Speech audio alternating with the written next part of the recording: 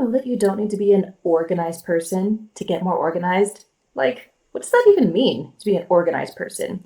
If you think about it, the only thing you need to do to become an organized person is to make a habit of doing organized things. And over time, as you repeat these organized habits over and over, you'll start to identify as an organized person. So in this video, I'm going to share 5 things that organized people do differently so that you can practice doing some of these things in your own life to get more organized. For those of you who are new here, welcome. I'm Sara Stilleke. I'm a scientist, and my channel is all about how to level up, become more productive, and successful. So if that's something you're looking for, please subscribe to my channel because I release new videos every Tuesday. First things first, let's talk about goal setting. Productive people are like expert navigators, charting a clear course to their dreams. And it all starts with setting crystal clear goals that are actually meaningful and important to you. It can be tempting to set goals based on what other people want or what we think society expects of us. And let me tell you, I spent a long time setting goals based on what I thought I should be doing, but that I didn't actually care about. And lo and behold, I never ended up reaching them. To give you an exaggerated example, if you set a goal to solve world hunger, but what you really want is to take a luxury vacation around the world, it doesn't do anybody any good to lie to yourself. When you can get personally connected to the goals that are actually meaningful to you, you're much more likely to reach them.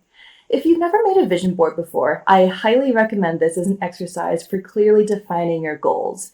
We've all probably scrolled through social media before, thinking, it would be great to take that trip, or have that body, or dress like that. Take some time to gather some of these inspiring images and put them all in one place, so that you can get excited and look at your vision board and feel motivated and focused instead of wandering aimlessly through the day. The second thing that productive people do differently is that they view themselves as the architect of their schedule, not a victim of it.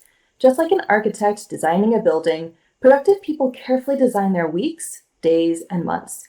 It can be so tempting to fall into the trap of being busy and reactive all the time. Often it feels like all around us there are tiny fires to be put out and that we're the only ones who can handle them. Instead of being reactive, try breaking down your larger goals into monthly, weekly, and daily chunks. This will be the launch pad that you work from each day, so that you can be laser focused on the actual, predefined actions that will get you to where you want to go. Everything else, all of those little fires, can fit in around the more important things. But productive people don't let these metaphorical fires dictate the day. If you're having trouble with this, I highly recommend the book, The 12-Week Year by Brian Moran. This is a great book that walks you step by step through how to set a goal and then how to break it down into bite-sized chunks to make for effective execution. There are some nuggets of wisdom as well as templates that you can use to help you become the architect of your own schedule. The third thing that organized people do differently is to prioritize lifelong learning. I remember graduating from college and thinking, woohoo, all done with school, studying, writing papers, and taking tests. Never again.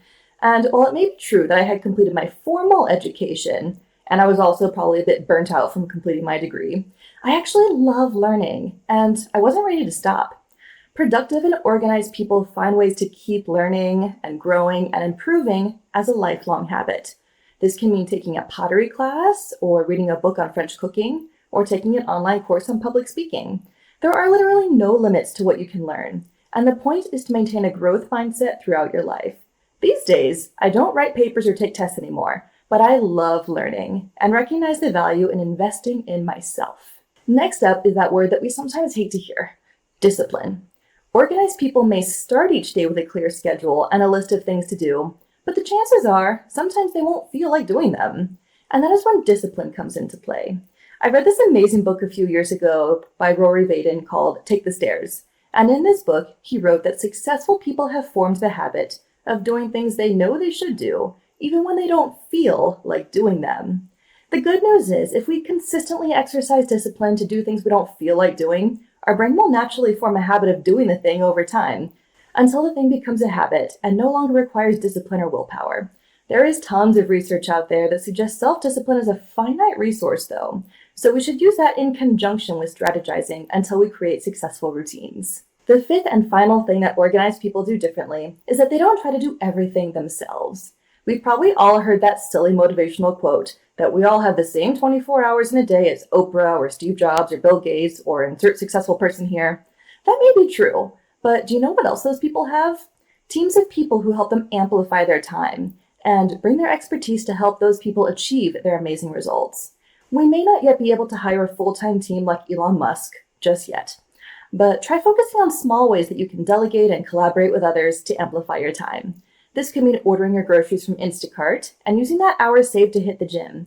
Or it can mean asking your colleague to support you on part of a project so that you can hyper-focus on your portion.